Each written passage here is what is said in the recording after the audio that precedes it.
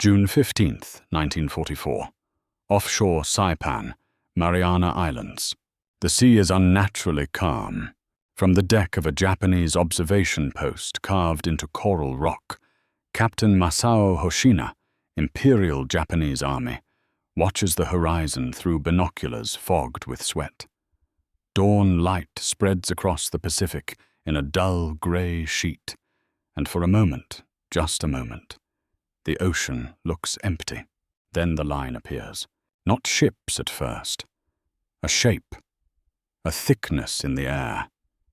Dark silhouettes resolving into dozens, then hundreds of hulls pushing steadily toward the island. Transports. Attack cargo ships. Landing craft stacked on davits like insects clinging to steel. Hoshina exhales slowly. So, he murmurs, almost amused, another one. Behind him, a junior officer shifts uneasily. Sir, the number, they always look large from a distance. Hoshina cuts in. Americans prefer spectacle. He lowers the binoculars and turns away. For nearly 3 years now, Japanese commanders across the Pacific have told themselves the same story. American units are soft, green, over-equipped and under-experienced. They arrive loud, burn through supplies, panic under pressure, and break when casualties rise. The early battles had reinforced the belief. At Wake Island, at Bataan, at early engagements in the Solomons, Japanese veterans, lean, hardened, blooded in China, had faced Americans who fumbled under fire. Units rotated out quickly. Losses triggered withdrawals. Replacements took time. The Americans, it was said, did not understand endurance. And now once again they were coming. Hoshina walks deeper into the command bunker, where maps of Saipan are pinned to the wall with bayonets. Red grease pencil marks show landing beaches, artillery arcs, fallback positions. The map is crowded because the island is small, and there is nowhere truly safe. A staff officer looks up. Naval bombardment estimated to begin within the hour. Hoshina nods. Let them soften the sand, he says. Their infantry will still have to climb it. Outside, the first distant thunder rolls across the water. American naval guns open fire. On the beaches below, coral sand erupts in geysers of dust and smoke. Palm trees snap like matchsticks. Concrete bunkers vanish under direct hits. The bombardment is heavier than anything Hoshina has seen before, denser, more methodical. But bombardment, he believes, is where American strength ends. It always has. 20 miles offshore, aboard the transport USS DuPage, Private First Class Daniel Mercer, 23rd Infantry Regiment, 2nd Infantry Division, grips the railing as the ship vibrates under the concussion of naval gunfire. His helmet strap digs into his chin. Sweat runs down his back despite the early hour. He has been awake since 0300, not from fear, from routine. Mercer has already landed once before, on Kwajalein earlier that year. He has fired his rifle under live artillery. He has advanced behind tanks, coordinated with naval gunfire, and watched medics drag wounded men off beaches while replacements filled the line without ceremony. This is not his first war, and that is the part the Japanese have not learned yet. Around him, the men of his platoon check gear with quiet efficiency. Rifles cleaned, bandoliers full, radios tested. No shouting, no bravado. A sergeant walks the line, voice low. You know the drill.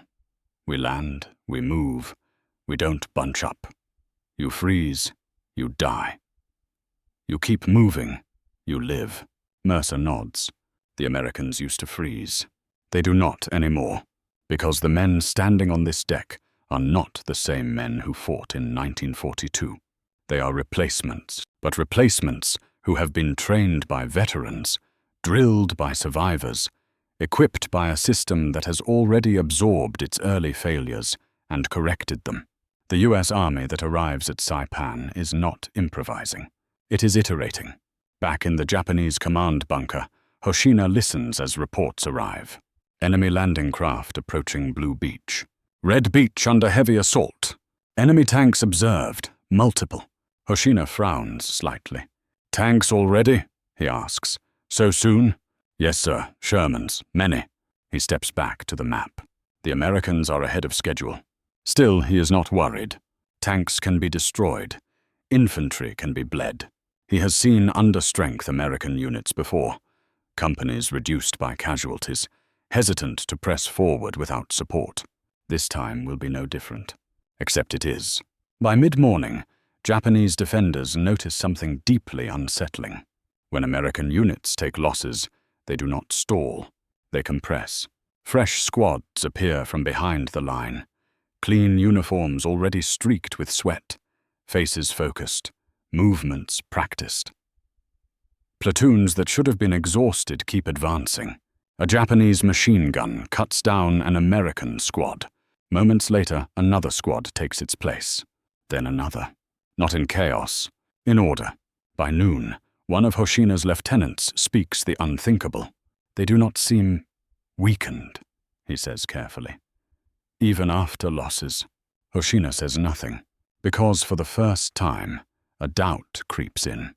These are not battered remnants being thrown forward. These are full divisions, rotated in, fully manned, fully supplied, carrying equipment that has not been scavenged from the dead.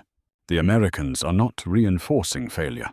They are replacing units entirely. And as the sound of naval gunfire continues without pause, Hoshina begins to realize that what is landing on Saipan is not just another American attack. It is an industrial process, one that does not slow down, does not thin out, and does not care how many men fall today, because tomorrow's units are already waiting offshore. The laughter that once accompanied talk of American replacements is gone. In its place is something colder, calculation, and a growing fear that this time the enemy will not run out of strength before Japan runs out of island. June 16th, 1944. Saipan. Inland from Blue Beach. The jungle does not look like jungle anymore. It has been pulverized, branches shredded, trunks split open, leaves blasted into wet green pulp that coats uniforms and weapons alike. Smoke hangs low beneath the canopy, trapping heat and the smell of cordite so thick it coats the tongue. Captain Masao Hoshina moves forward cautiously with his staff, stepping over shattered equipment and bodies that already look older than they should. The Americans have pushed farther inland than projected, much farther. A runner skids to a halt in front of him, breath ragged. Sir, second defensive line breached near Hill 165. Hoshina stiffens. Already? Yes, sir. Enemy infantry advanced behind armor. Artillery followed within minutes. Hoshina closes his eyes briefly. Hill 165 was not supposed to fall today. That line had been held by men who had survived Guadalcanal. Men who had learned to fight with almost nothing, who knew how to bleed an enemy and then disappear into the ground. They were supposed to slow the Americans, buy time, wear them down. Instead, the Americans had done something unfamiliar. They had kept coming. Across the line, Staff Sergeant Daniel Mercer crouches behind a knocked-out Sherman, waiting for the signal to move. The tank still smolders, paint blistered, its crew already gone, evacuated, replaced. A lieutenant jogs up, shouting over the din. "Second platoon's down to half strength. Third platoon, rotating forward." No drama, no hesitation. Mercer watches as unfamiliar faces slide into position beside him, men he has never met, from a unit that landed after his. Their gear is clean. Their movements are confident.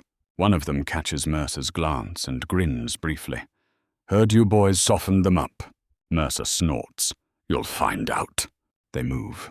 The Japanese fire is still fierce. Mortars thump from unseen positions.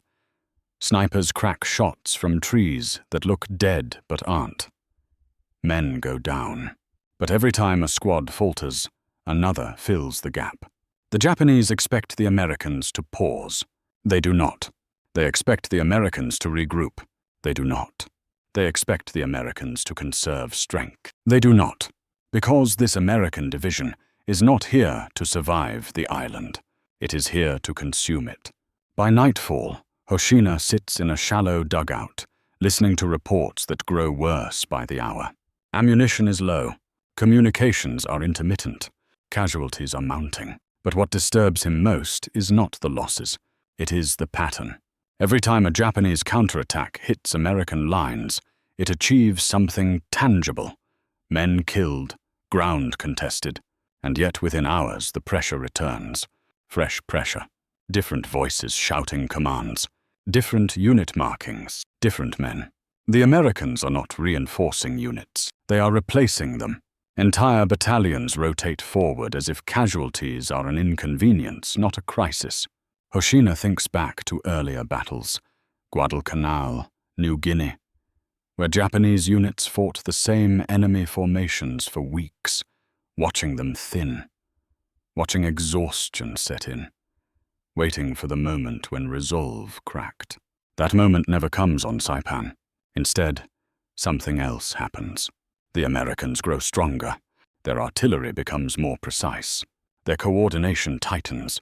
Their infantry learns the terrain faster than expected, because the men landing now are not learning from manuals. They are learning from men who just fought and survived. The knowledge is being passed forward, immediately, brutally, efficiently. Loss does not erase experience. It transfers it. On the third day, Hoshina overhears two junior officers arguing. They cannot sustain this, one insists. No army can. The other shakes his head. Sir, they are not sustaining it. They are cycling through it. That night, Hoshina writes a short note in his field journal by lantern light. Enemy infantry strength does not diminish with casualties. Fresh units appear without delay. Losses do not slow tempo. He pauses, then adds a second line. This is not an army fighting battle to battle. This is an army fighting time. Mercer feels it too. On the fourth morning, he is pulled off the line. Not because he is wounded, but because his company has been designated spent. Not destroyed. Not broken. Spent. A truck takes him and others to the rear, where hot food waits. Ammunition is restocked. Weapons cleaned. A medic checks feet and hands like a factory inspector. As Mercer eats, another division marches past toward the front. Full strength, fresh faces, full gear. Mercer realizes something that would have terrified him 2 years earlier. The battle no longer depends on him. If he falls, someone else will take his place within hours, not because he is expendable, but because the system assumes he might be, and plans accordingly. By the end of the first week, Japanese resistance on Saipan begins to fracture. Not from cowardice, from arithmetic. Japanese units are fighting with no rotation, no replacement, no margin. Every loss reduces capability permanently. Every wounded man is gone forever. The Americans absorb losses like friction, slowing nothing. Hoshina finally understands the truth that no briefing in Tokyo had prepared him for. The Americans are not winning because their soldiers are braver. They are winning because bravery is no longer the deciding factor. They are winning because for every exhausted unit, another waits offshore, trained, equipped, ready to step into the same fire without pause. Japan is fighting a battle. America is running a system. And systems Hoshina now sees with grim clarity do not tire. July 9th, 1944. Saipan, Northern Plateau. The island is effectively lost. Everyone knows it, though few say it aloud. Colonel Yoshitsugu Saito stands near a shattered command post, staring across a landscape that no longer resembles terrain on any map. The ground is cratered, stripped bare. The Americans have cut roads where jungle once stood. Their artillery fires by timetable now, not by reaction. What unsettles Saito is not the firepower, it is the calm. American infantry units advance with a confidence he has only ever seen in veteran formations, men who have survived years of combat. And yet intelligence reports insist many of these units arrived weeks ago, some days ago. That should not be possible. In Japanese doctrine, experience is sacred because it is rare. Once lost, it cannot be recreated. Veteran soldiers are irreplaceable.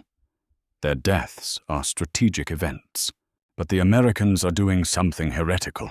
They are making experience renewable. Private First Class Leo Ramirez doesn't feel like a veteran. He arrived on Saipan 5 days ago.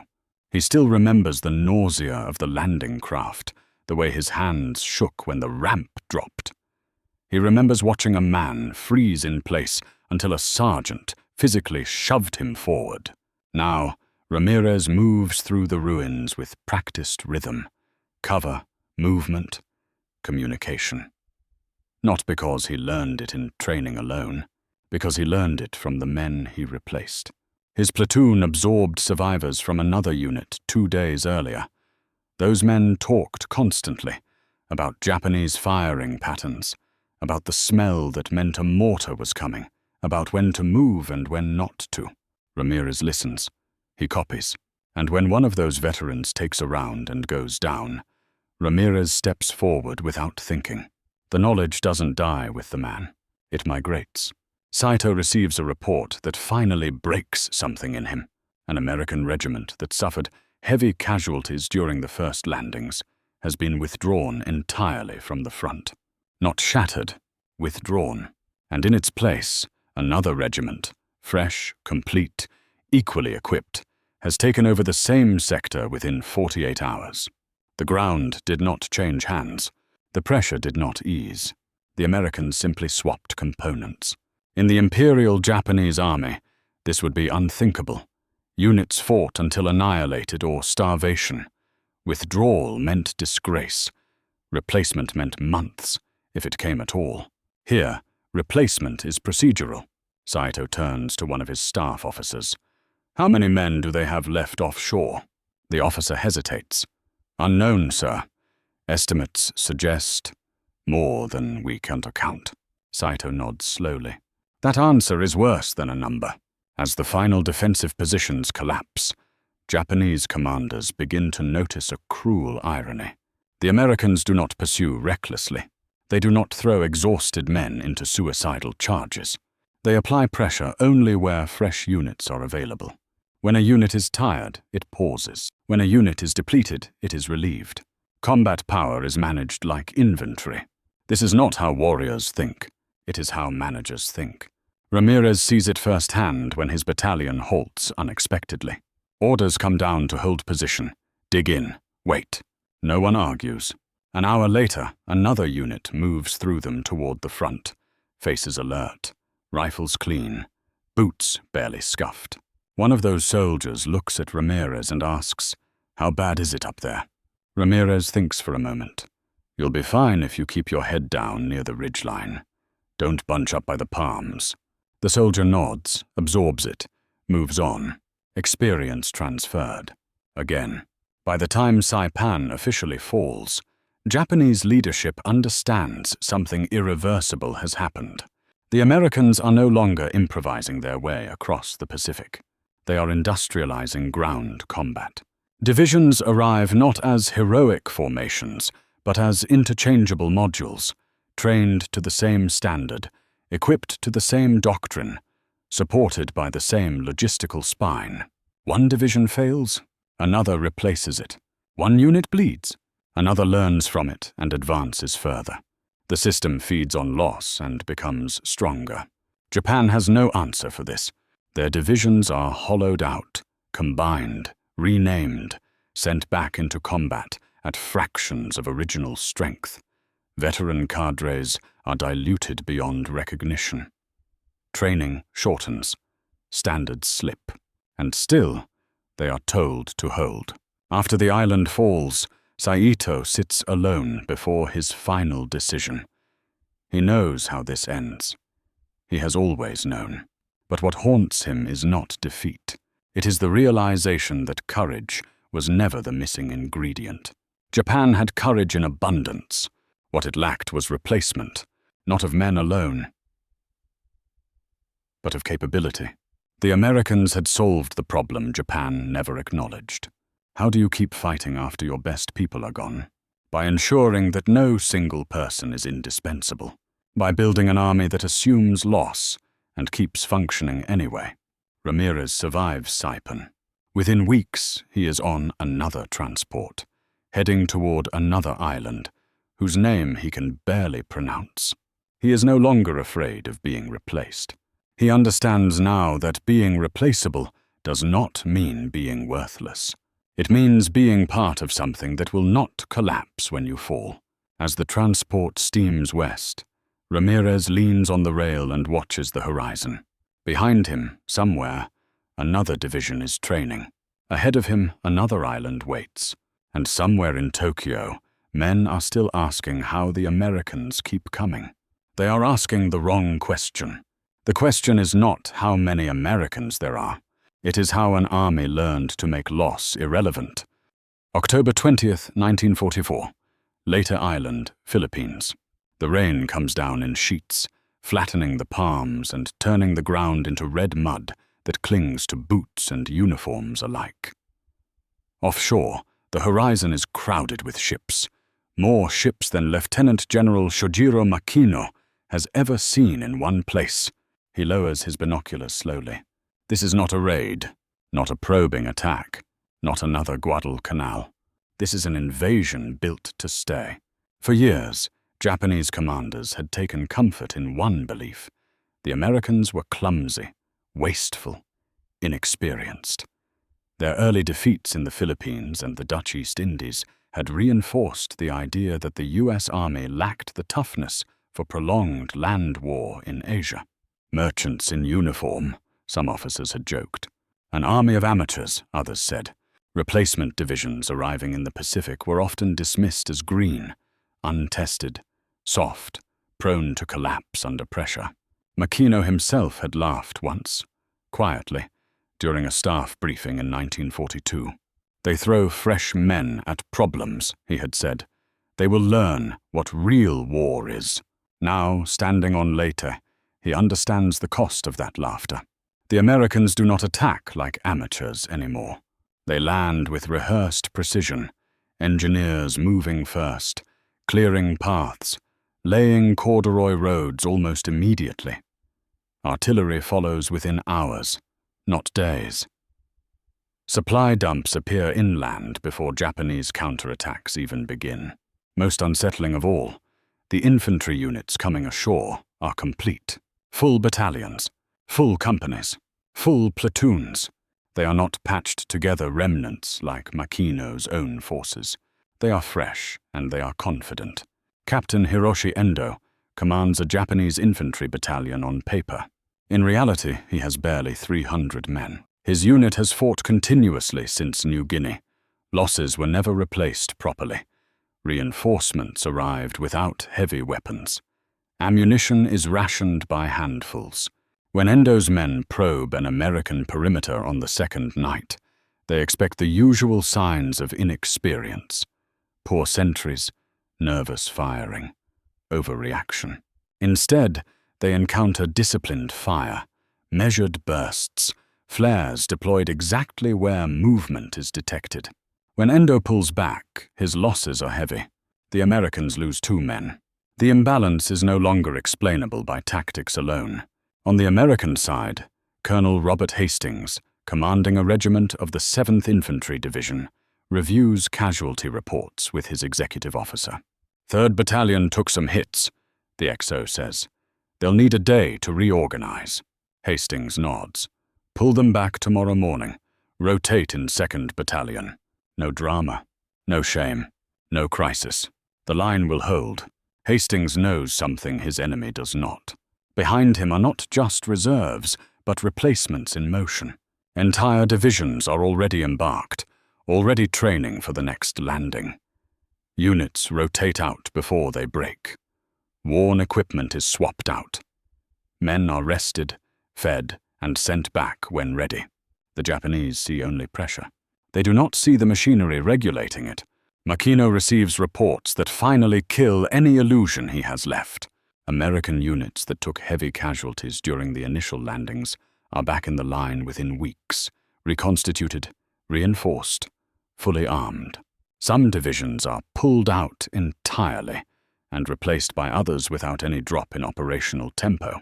It is as if the Americans have discovered how to fight without fatigue. Makino writes in his diary that night, "They do not grow weaker as the battle continues. They grow steadier." That sentence terrifies him. The Japanese counteroffensive fails within days, not because of lack of courage. Makino watches his men charge into machine gun fire without hesitation. It fails because every loss is final. There are no fresh battalions waiting inland, no reserves arriving by sea, no warehouses full of rifles, radios, and trucks. Each casualty shrinks the army permanently. For the Americans, casualties trigger a process. For Japan, they end one. A captured Japanese staff officer is brought to Hastings's command post after the front collapses. The man is exhausted, uniform torn, eyes hollow. When Hastings offers him water, he hesitates, then accepts. After a long silence, the officer speaks. "Why do your soldiers keep coming?" he asks quietly. "Do they not run out?" Hastings studies him for a moment. "No," he says. "We plan not to." The officer closes his eyes. That answer confirms what Japanese commanders across the Pacific are beginning to grasp. They are not fighting an army in the traditional sense. They are fighting a process. By late 1944, the laughter is gone.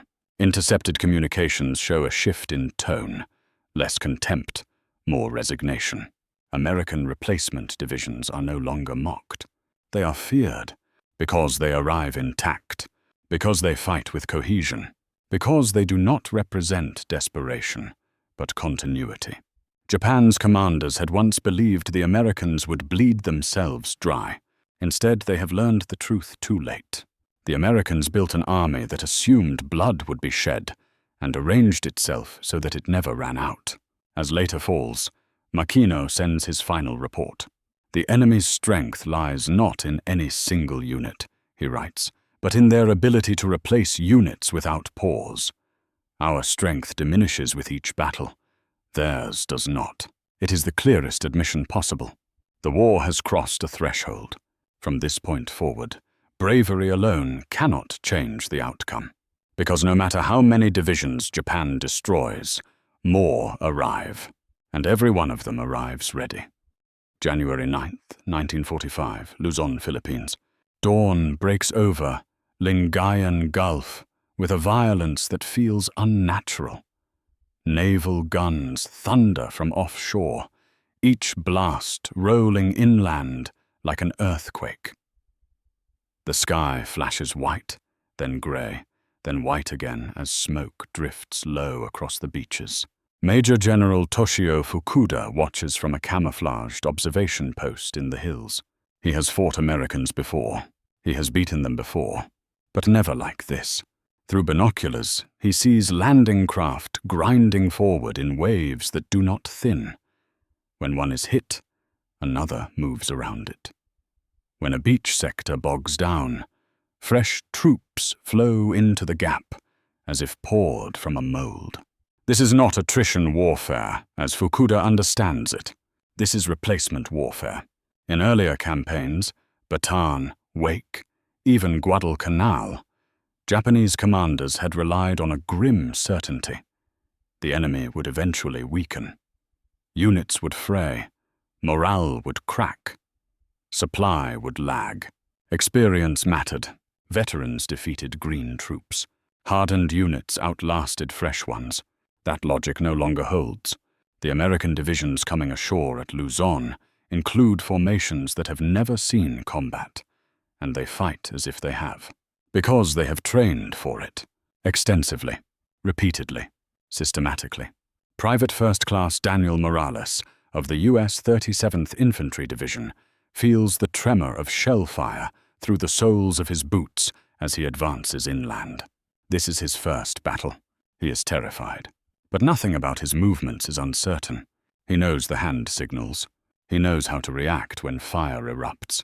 He knows where the nearest mortar section is, where the radios are, how long artillery takes to respond. Because he has rehearsed this again and again and again. Morales does not need to be brave.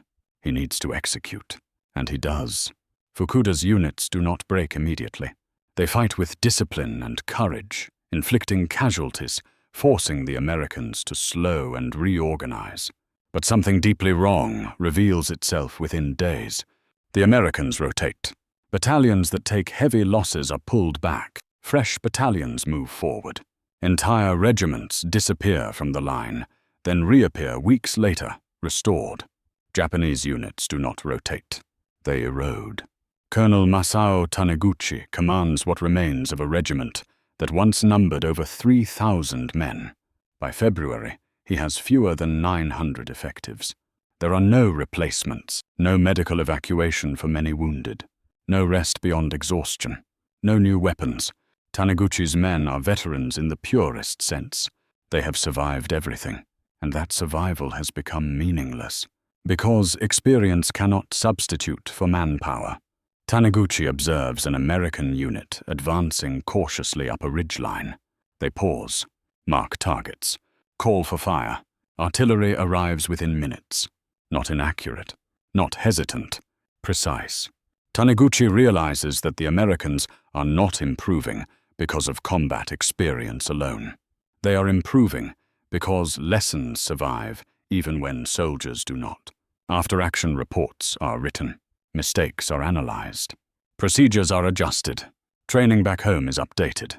A private who dies today teaches a replacement who arrives tomorrow. Japanese lessons die with the men who learned them. In a late February staff conference, Fukuda listens as junior officers argue fiercely. "We must destroy their new divisions before they gain experience," one insists. Fukuda says nothing, because he understands now that this is impossible. The Americans do not wait for experience. They manufacture readiness. By the time a division reaches the front, its officers have studied past battles in detail. Its NCOs have drilled endlessly. Its logistics tail is intact. Combat does not create the unit. It tests it, and if it fails, another replaces it. Intercepted Japanese messages begin to change tone entirely. Gone are the references to green American troops. Instead, reports describe enemy units remain cohesive despite losses. Fresh formations appear without warning. Operational tempo does not slow. One staff officer writes bluntly, "We face an army that does not wear out." That is not hyperbole. It is diagnosis. By March 1945, Japanese commanders face an impossible equation. They can defeat individual American units tactically, sometimes brilliantly, but doing so no longer matters. Every victory costs irreplaceable men. Every success weakens the defender more than the attacker. For the Americans, victory or defeat changes nothing fundamental. The line continues. Private Morales survives Luzon. After 6 weeks, his battalion is rotated to the rear. Hot meals, dry socks, medical checks, replacements integrated smoothly. Within days, Morales is back on the line. Better trained than before. Calmer, more efficient. The system has improved him, and it will discard him if necessary. Fukuda's final report before communications collapse is stark. "The enemy's strength is not in morale or training alone," he writes. "It is in continuity. We destroy units. They replace units. We destroy men. They replace men. We cannot replace either." He seals the report, knowing it will change nothing.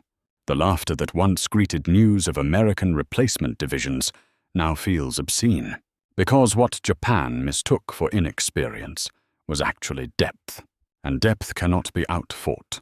By the spring of 1945, Japanese commanders no longer plan to defeat American divisions. They plan only to delay them, and even that becomes impossible. Because delay assumes the enemy must slow, and the Americans never do. March 18, 1945, Okinawa. The sea off the Higuchi beaches is crowded with ships, so many that the horizon looks artificial, like a painted backdrop pulled too close to the stage. Landing craft idle in ordered lines. Smoke drifts, but not chaotically. Everything moves on schedule. Lieutenant General Mitsuru Ushijima stands inside his underground headquarters, listening to reports arrive one after another. The Americans are landing again. But this time, there is no sense of surprise. No urgency in his voice. Only calculation. He has studied their pattern now. The first waves are not elite troops. They are competent troops, standardized, well-fed, calm. They advance carefully, not recklessly, supported by tanks, artillery, engineers, and air support that responds almost instantly. When resistance stiffens, they do not push harder. They pause. They adjust. They bring more. Captain Hiroshi Sato commands a battered infantry company dug into limestone ridges south of the beaches. His men are gaunt, uniforms patched and faded, ammunition counted by the round. They have fought on Saipan. They have fought on Leyte. They have not been reinforced since. Sato watches American troops approach through the scrub. They are new, one of his sergeants mutters. Look how they move. Sato does not answer. He knows better now. The Americans advance by the book. Fire teams leapfrog. Engineers clear obstacles. Mortars bracket Japanese positions methodically. No one charges blindly. No one freezes. When casualties occur, medics appear instantly. Wounded men are evacuated. Replacements step into line with barely a pause. The fight continues as if nothing happened. That is what breaks Sato's understanding of war. Loss no longer creates weakness. It merely triggers replacement.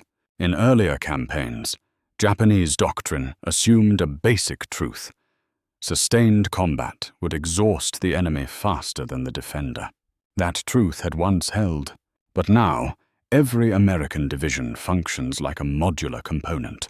If a battalion takes losses, another fills the gap. If a regiment stalls, another maneuvers around it. If a division wears down, it is rotated out entirely. Ushijima understands the implication with chilling clarity. This is not an army advancing. This is an industrial process moving forward. Inside an American command tent, Major William H. Carter reviews unit status reports, casualties, ammunition expenditure, fatigue levels.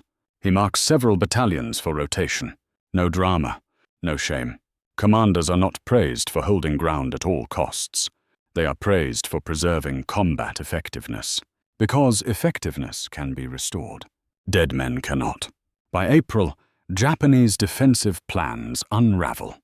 Not because they are poorly designed, but because they rely on assumptions that no longer apply. They assume the enemy must pause to reorganize. Losses will slow momentum. Experience must be earned at the front. None of these are true anymore. The Americans arrive pre-organized. They absorb loss without hesitation. They arrive with institutional memory already embedded. A soldier killed today improves the unit that replaces him tomorrow. Japanese intelligence intercepts reveal the scale of the problem too late. Reports mention entire divisions arriving with full complements, rifles, radios, artillery, trucks, while Japanese units fight with dwindling stocks and improvised weapons. One message from a regimental commander reads, "We face an enemy that renews itself faster than we can destroy it." That sentence spreads quietly through headquarters staff. No one disputes it. Captain Sato's company is reduced to fewer than 40 men by late April. They still fight. They always fight. But their fire grows sporadic, their movements slow. Their coordination collapses, not from fear, from absence. There is no one left to fill gaps. When the Americans finally overrun Sato's position, they do not cheer. They secure the area, call engineers, move on. Within hours, another American unit occupies the same ground. Fresh faces, clean equipment, radios humming. Sato watches from captivity as the line advances without pause. He realizes something unbearable. The Americans do not need to win faster than Japan. They only need to continue longer. Ushijima's final assessments are bleak. He no longer speaks of victory.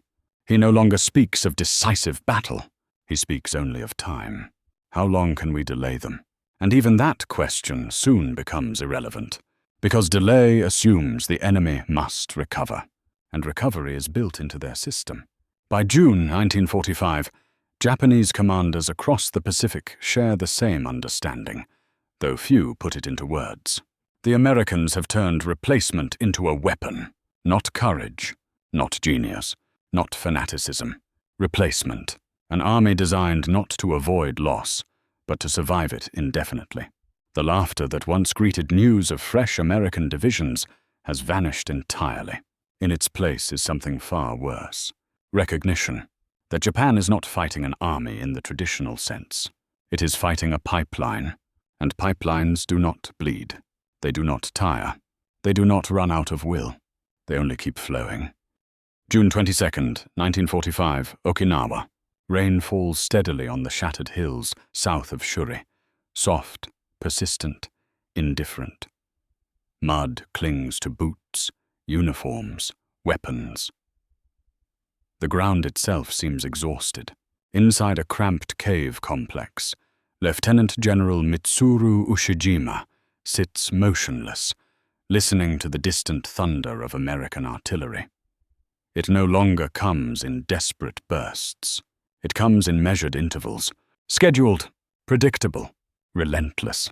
This, Ushijima realizes, is how the Americans fight at the end of a campaign, not with fury, but with process.